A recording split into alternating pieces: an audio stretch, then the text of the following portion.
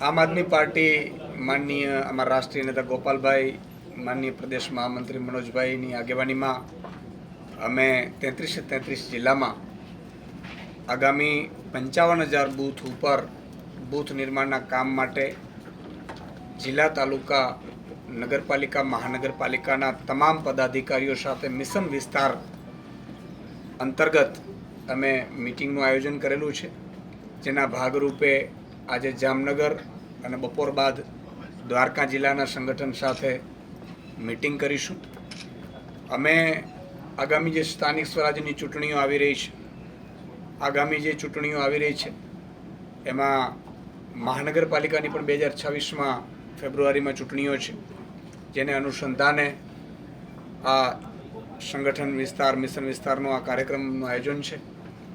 કામગીરીની ચૂંટણી બાદ સમીક્ષાઓ પણ આમાં અમે કરવામાં આવશે, કારણ કે જે ઇન્ડિયા ગઠબંધન અંતર્ગત લડવામાં આવી હતી ચૂંટણીઓ, એની પણ કાર્યકર્તાઓની એક લાગણી પણ હતી. તમામ જિલ્લાઓમાં સંગઠનમાં નાના મોટા ફેરફાર કરવાના આવશે, તો એ પણ આ તમામ બાબતોને લઈને મિશન વિસ્તાર અંતર્ગત લોકોની જે સમસ્યાઓ છે એ સમસ્યાઓમાં આગામી સમયમાં આમ આદમી પાર્ટીનો એક કાર્યકર્તા ગ્રાઉન્ડ ઉપર ઉતરીને, એ તાલુકા લેવલનો હોય, ગ્રામ લેવલનો હોય, જિલ્લા લેવલનો હોય, પ્રદેશ લેવલનો હોય, કે તમામ જે લોકોના પ્રશ્નો છે એને સિસ્ટમેટિકલી ઉઠાવી, એને વાચા આપી, તંત્રને ભ્રષ્ટ ભાજપના શાસનમાં જે લોકોની હાલાકી થઈ રહી છે એમાંથી લોકોને મદદરૂપ થાય એ માટેના પણ અમારા સંગઠન મહામંત્રી મનોજભાઈ SOP બનાવી અને તમામ કાર્યકર્તાઓને આપવાના છે. અને આ રીતે મિશન વિસ્તાર સતત 33 જિલ્લા, 8 મહાનગરપાલિકાઓમાં યોજવામાં આવશે.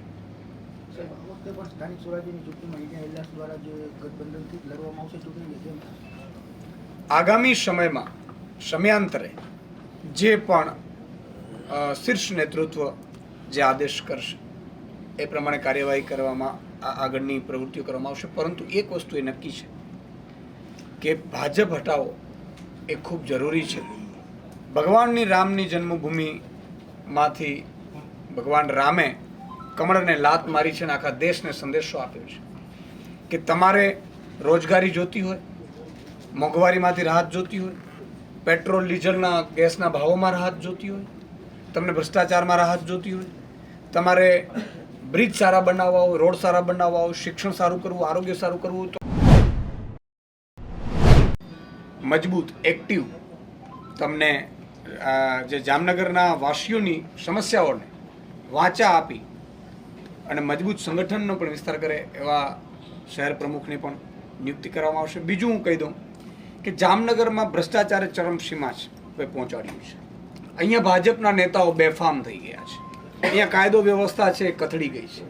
તમે જોતા હશો પ્રમોલ્ગેશનની સમસ્યાઓ હજારો ખેડૂતોની છે. સાથે સાથે ખેડૂતો અરજીઓ કરે તો જમીન માપણી પણ નથી થતી. અહીંયા પાણીની એટલી સમસ્યાઓ છે. અહીંયા વર્ષોથી ભાજપનું શાસન હોવા છતાં રોડ રસ્તાની વાત કરો, ગટર પાણી વ્યવસ્થાની વાત કરો, હોસ્પિટલોની વાત કરો, જીજી હોસ્પિટલમાં પૂરતા ડૉક્ટર પણ નથી. આખા તમે વિચાર કરો કે સૌરાષ્ટ્રના દ્વારકા, ઓખામાં કંઈ પ્રશ્ન થાય તો જામનગર આવવું પડે, પણ જામનગર ડૉક્ટર નથી, ખાનગીમાં જવું પડે છે. એટલે લોકોને લૂંટ મચાવવાનો ભાજપના નેતાઓએ જે આખો ષડયંત્ર કર્યું છે.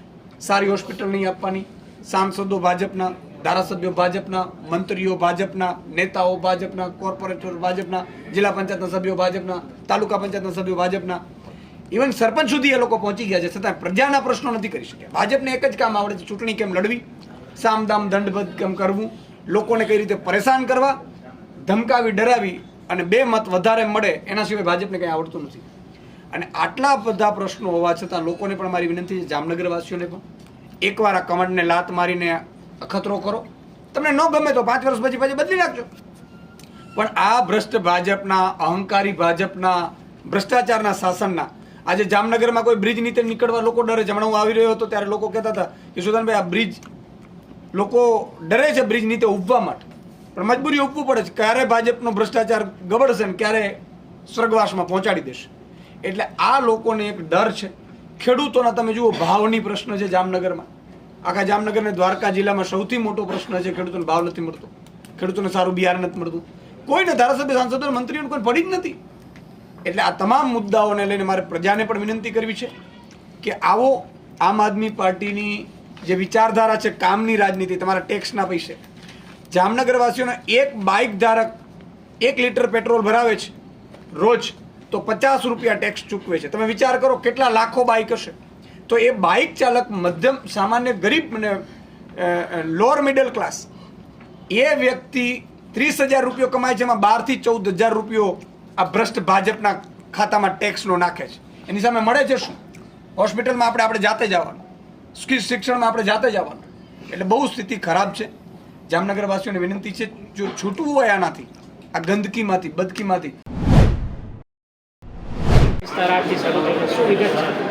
બિલકુલ લોકસભાની ચૂંટણી પૂર્ણ થઈને આગામી જે ચૂંટણીઓ આવી રહી છે જેના ભાગરૂપે આજથી અમે 33 જિલ્લાઓ અને 8 મહાનગરપાલિકાઓમાં મિશન વિસ્તાર અંતર્ગત 52,000 બૂથ ઉપર સંગઠન મજબૂત બને એ માટે નીકળ્યા છીએ. અમારા માનનીય રાષ્ટ્રીય નેતા ગોપાલભાઈ, અમારા માનનીય પ્રદેશ મહામંત્રી મનોજ સોરઠિયાજી, કૈલાસદાનજી અને તમામ હોદ્દેદારોની ઉપસ્થિતિમાં આજે કચ્છથી અમે શરૂઆત કરી છે.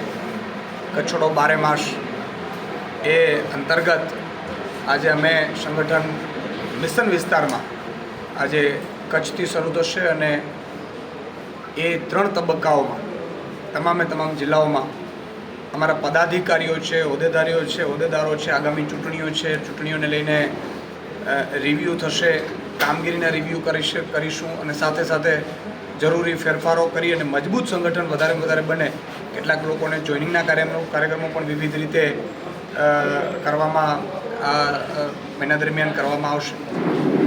અને બીજું કે જ્યારે કચ્છમાં આવીએ છીએ ત્યારે હંમેશા પીડા એ થાય છે કે કચ્છ ખનિજથી ભરપૂર કચ્છ છે.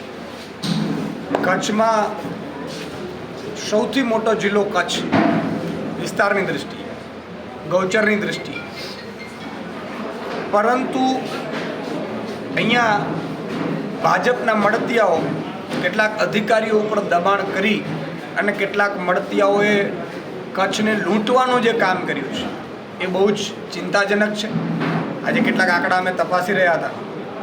ગૌચર સૌથી વધુ કચ્છમાં છે અને સૌથી વધુ કચ્છમાં ગૌચર ઉદ્યોગપતિઓ અથવા તો ઉદ્યોગપતિઓના મળતિયાઓ તો વિવિધ કંપનીઓને ફાળવવામાં આવે છે.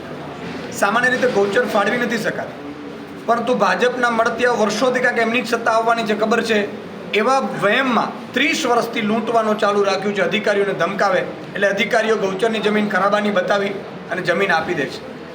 વિધાનસભાના આંકડા પ્રમાણે 5 કરોડ ચોરસ મીટર જમીન ગૌચરની એ કોઈના કોઈ રીતે ઉદ્યોગપતિ અથવા તો મળતિયાઓને અથવા કંપનીઓને ગૌચરની આપવામાં આવી છે, જેમાં 1,98,00,000 ચોરસ મીટર માત્ર ને માત્ર કચ્છવાસીઓની ગૌચરની જમીનો પધરાવી દેવામાં આવી છે. અને તમે જોતા હશો હમણાં જ કાઠડા ગામમાં ગૌચરની જમીનને લઈને વિવાદ, હાઈકોર્ટે કહેવું પડ્યું કે ભાઈ ઉદ્યોગપતિની દલાલી કરવાની જરૂર નથી. એવી તો કેટલી જમીનો છે. કેટલીક જગ્યાએ જે આંકડા સામે આવી રહ્યા છે જેમાં પવનચક્કીઓ નાખી દીધી, ગામમાં 4-4 એકર જમીન બતાવે છે ગૌચરની, ત્યાં ગૌચર છે જ નહીં. એટલે બહુ જ મોટું, સૌથી મોટું કૌભાંડ ગૌચરનું. બીજું, કચ્છમાં ખનિજ ચોરી, બેફામ ખનિજ ચોરી થઈ રહી છે. મળતિયાઓ અને એના ભાજપના આગેવાનો જે મિલીભગતથી ખનિજ ચોરી કરી રહ્યા છે. અને ત્રીજું, મીઠાનું કૌભાંડ પણ કચ્છમાં હવે ફૂલ્યું ફાલ્યું છે. આપને આશ્ચર્ય થશે કે અગરિયાઓ માટે 5 કે 10 એકર જમીન આપવાની સરકાર પાસે છે નહીં જમીન. અગરિયાઓની લીઝો રિન્યુ નથી કરતા. જેનો જે ખેડૂત હોય અથવા તો માછીમારો હોય અથવા તો અગરિયા હોય, એમનું જીવન ધોરણ જ એના ઉપર ટકે છે.